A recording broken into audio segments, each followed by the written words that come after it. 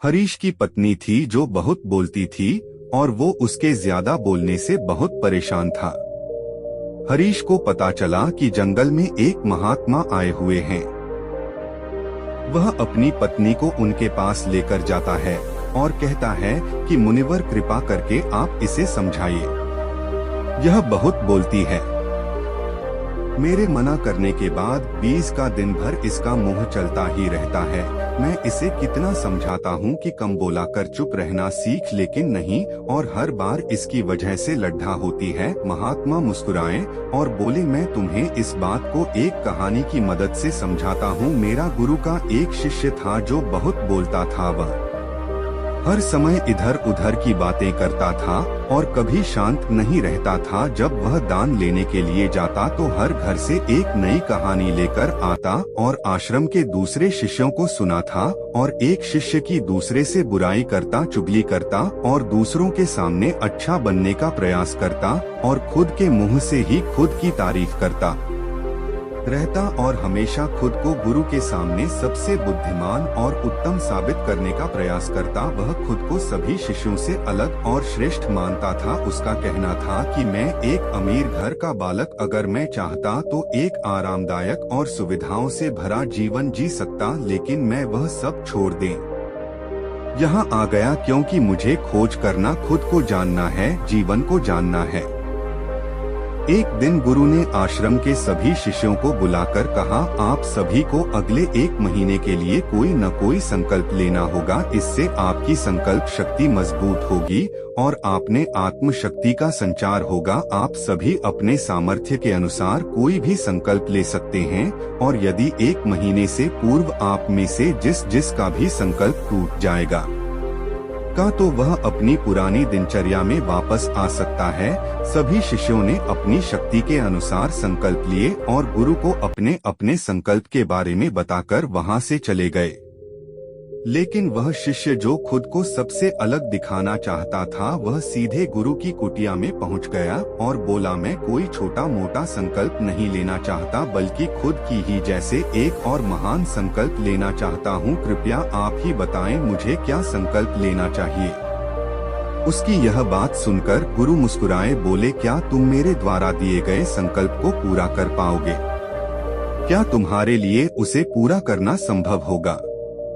शायद नहीं, वह तुम्हारे लिए संभव नहीं, तुम उसे पूरा नहीं कर पाओगे, इसीलिए तुम खुद ही कोई संकल्प ढूंढो। शिष्य ने कहा, नहीं गुरुदेव, आप जो भी संकल्प मुझे देंगे मैं जरूर उसे पूरा करो। गुरु ने कहा, ठीक है, तो तुम अगले 1 महीने तक चुप रहो, मुंह से एक शब्द भी नहीं निकालोगे, यही है तुम्हारा संकल्प। शिष्य ने कहा, गुरुदेव, यदि भी कोई संकल्प है, यह तो बहुत ही आसान है, आप कोई संकल्प दीजिए जो मेरी योग्यता के बराबर हो। गुरु ने कहा, पहले तो तुम इस संकल्प को तो पूरा करके दिखाओ। शिष्य ने गुरु की बात मान ली और वह उसी समय चुप हो गया और पलटकर कुटिया से बाहर चला गया। उसे चुप रहना बहुत आसान लग रहा था। उसने एक दिन तो जैसे तैसे चुप रहकर काट लिया, लेकिन दूसरे दिन से उसके मन में ना बोलने का बोझ बढ़ने लगा, और तीसरे दिन उसे भारीपन महसूस होने लगा, और चौथे दिन उसके अंदर एक अजीब सी बेचैनी होने लगी, क्योंकि आसपास आश्रम के सभी शिष्य एक दूसरे से बातें कर रहे थे। वह भी अपना पक्ष उनके सामने रखना चाहता था, उनकी बोलती बंद कर देना चाहता था, लेकिन उसका संकल्प उसके आ रहा था। इसी लिए वह पूरे दिन सिर्फ और आंखें बनाता। इसी तरीके से कुछ दिन और बीते और वह शिष्य बीमार पड़ गया। उसका सिर फटा जा रहा, उसका खाने पीने तक का मन नहीं था, वह सिर्फ बोलना चाहता था। वह गुरु के पास गया और उनके सामने बैठकर लिखकर उन्हें बताया, गुरुदेव, न बोलना चाहता हूँ, बिना बोले मुझे सांस नहीं आ रही है, मेरा दम घुटता जा रहा है, मैं अंदर ही अंदर पागल हुआ जा रहा हूँ, मैं क्या करूँ, संकल्प तोड़ दूँ क्या? यह पढ़कर गुरु मुस्कुराए और बोले, मैं संकल्प रहने के लिए नहीं होते, लेकिन जो अपने संकल्प को पूरा कर लेता है वह अपनी आंतरिक शक्ति को बढ़ाता है, और जो अपनी आंतरिक शक्ति को बना लेता है वह समाज और जागृति की राह पर आगे बढ़ जाता है। संकल्प का लेना भी तुम्हारे हाथ में था और इसे तोड़ना भी तुम्हारे हाथ में है। तुम्हारे बहुत से भाई अपने संकल्प को तोड़कर अपनी पुरानी दिनचर्या पर वापस आ चुके हैं। अगर तुमसे नहीं हो पा रहा तो तुम भी संकल्प तोड़कर अपनी पुरानी दिनचर्या पर वापस जा सकते हो। लेकिन याद रहे, अगर आज तुम छोटे से संकल्प को नहीं संभाल पा रहे तो तुम अपनी बाकी की पूरी जिंदगी को कैसे संभाल सकोगे। बाकी फैसला पूरी तरह से तुम्हारे हाथों में है। गुरु की यह बात उस शिष्य के दिल में छोड़कर गए को बिना कुछ बोले वहां से वापस चला गया और खुद को अपनी कुटिया में बंद कर वह केवल अपने जरूरी कामों के लिए ही कुटिया से बाहर निकलता, बाकी सारे समय कुटिया के अंदर ही बैठा रहा।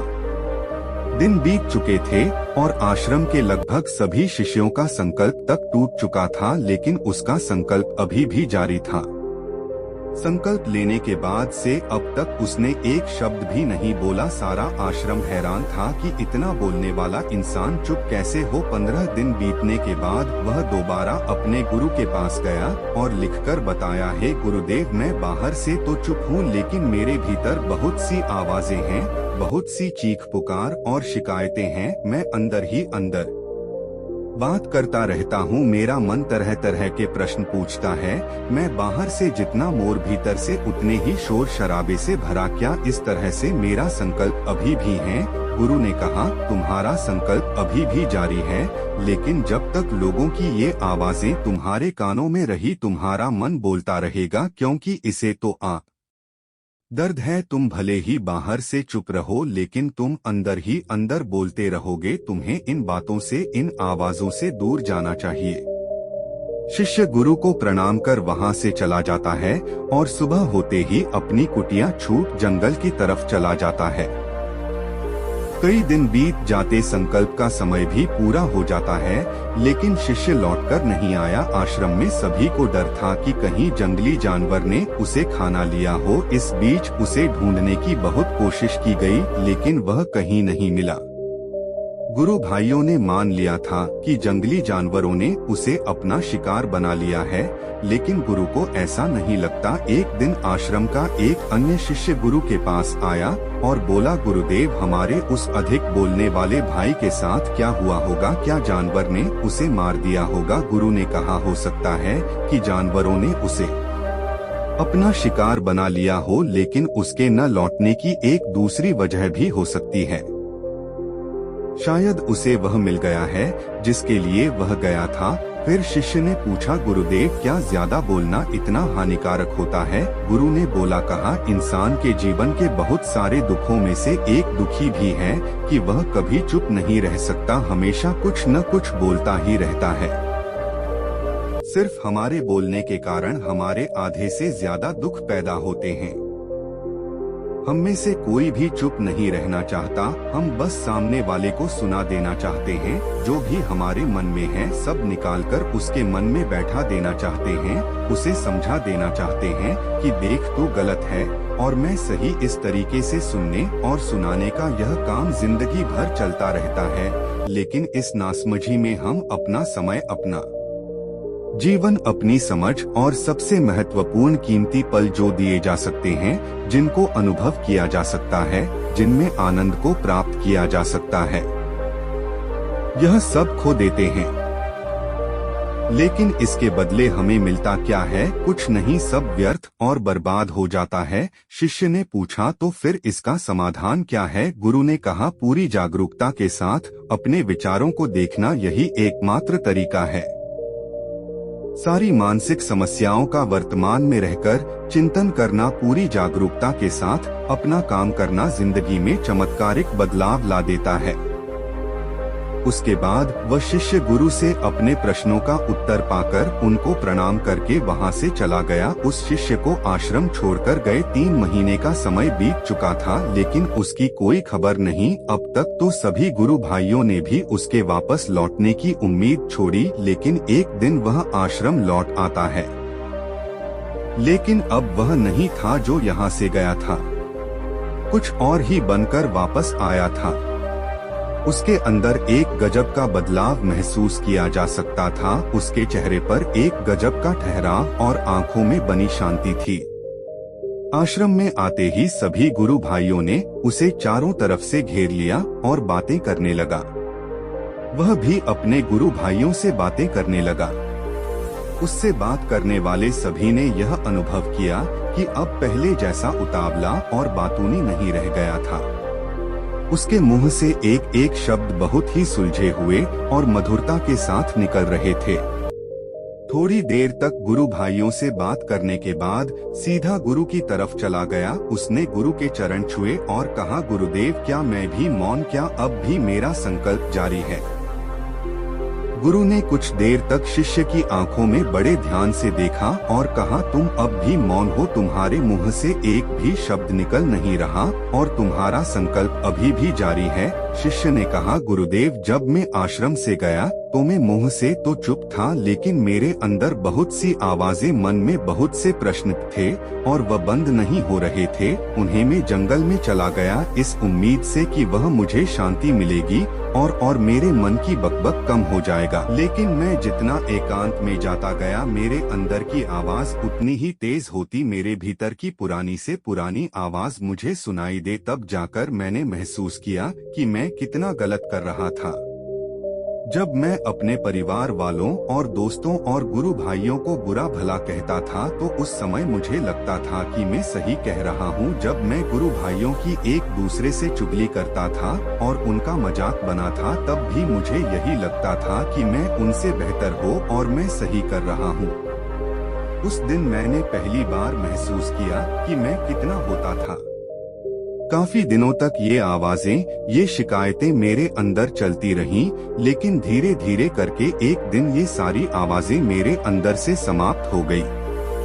मैं भीतर से भी मौन हो गया। कुछ घने जंगल में बाहर से कोई बोलने वाला था नहीं और भीतर कोई आवाज बची ही नहीं थी और मैं उस दिन पहली बार का सही है। मेरे चारों तरफ हालांकि अभी भी कुछ आवाजें आ रही थी जो पहले भी आती थी, लेकिन मैं उन्हें सुन नहीं पाता था। अब वह सभी आवाजें मुझे स्पष्ट रूप से सुनाई दे रही थी।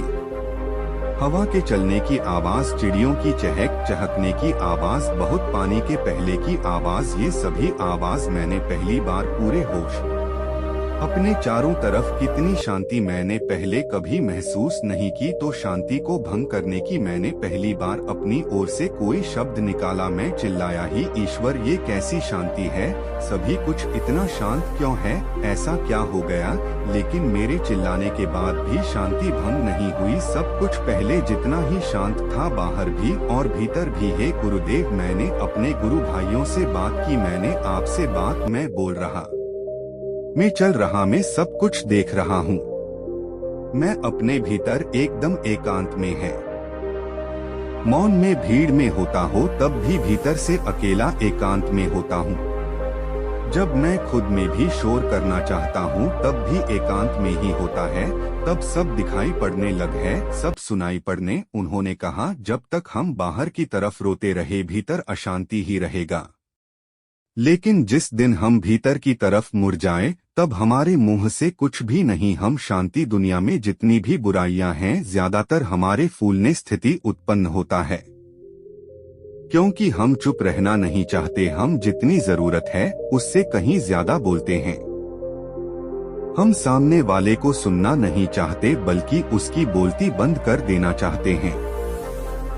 उसे समझा देना चाहते हैं कि मैं कौन हूँ, मैं क्या कर सकता हूँ, और यही हमारी जिंदगी का मकसद बनकर रह जाता है। हमारी सारी ऊर्जा व्यर्थ के बोलने में बर्बाद होती। ऐसे ही समाज में लोगों का जीवन दुखों से भर जाता है, जो हमेशा एक दूसरे को सुनाने में लगे रहते हैं, कभी एक दूसरे को सुनना नहीं चाहते हैं, समझना नहीं चाहते। और चुप रहना तो उन्होंने कभी सीखा ही नहीं, क्योंकि चुप रहना उन्हें छोटा महसूस करवाता है। दुनिया की सभी लड़ाइयों का कारण हमारा बोल नहीं है, इसलिए हमें सिर्फ उतना ही बोलना चाहिए जितना जरूरी हो, क्योंकि व्यर्थ का बोलना है, ऊर्जा को नष्ट करना है, और यह बोलना ही हमें कभी अपने भीतर की ओर लौटने नहीं देता है, क्योंकि यह हमने बाहर की ओर खींच कर रखता है। और बाहर हैं क्या इस संसार के अलावा उन्होंने, लेकिन अगर अपने भीतर के संसार की ओर मोड़ना है तो इसको बंद कि रखना चाहिए। इसीलिए जितने भी बुद्ध हुए, आत्मज्ञानी हुए में सभी एकांत की ओर भागे ताकि उन्हें ज्यादा न बोलना पड़े, ज्यादा सुनना पड़ेगा। एकांत में रहे और शांत रहे, इसीलिए आसानी से भीतर की यात्रा कर पाए। लेकिन अगर कोई चाहे तो इस संसार में रहकर भी एकांत में रह सकता है, शांत रह सकता है, लेकिन इसके लिए उन्हें अपनी ऊर्जा बचाने को, जिसे वह अब तक अपने व्यर्थ के शब्दों में बर्बाद कर रहे थे। दोस्तों, इस कहानी किसी यही है कि व्यर्थ का बोलना ऊर्जा को नष्ट करना ज्यादा, और व्यर्थ बोलना ही हमें अपने भीतर की ओर लौटने नहीं देता, क्योंकि यह हमें बाहर की ओर झुकाए रखता है। और जिन्हें भीतर की यात्रा करनी है उन्हें अपने मुंह को बंद ही रखना चाहिए। मुझे उम्मीद है कि आपको यह कहानी पसंद आई हो और काफी कुछ सीखने को मिला होगा। कहानी के बारे में अपने विचार आप हमें नीचे कमेंट बॉक्स में कमेंट करके बता सकते हैं। बाकी अगर ये कहानी आपको अच्छी लगी हो तुम इस वीडियो को लाइक करें, और ऐसी और कहानी सुनने के लिए दे इंस्पायर्ड यूट्यूब चैनल को सब्सक्राइब करें। तब तक मिलते हैं हम आपसे ऐसी ही